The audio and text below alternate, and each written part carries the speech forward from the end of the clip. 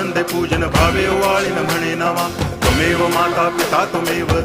बंधुश्च सखा त्वमेव विद्या तरुणं त्वमेव सर्वं मम देव कायेन वाचा मनसेन्द्रियैर्वा बुद्ध्यात्मना वा प्रकृति स्वभावात् करोमि यद्यत् सकलं परस्मै नारायणायति समर्पयामि अच्युतं केशवं रामनारायणं कृष्णदामोदरं वासुदेवं हरि गिरिधरं माधवं गोपिकावल्लभं जानकीनायकं रामचन्द्रं भजे हरे राम राम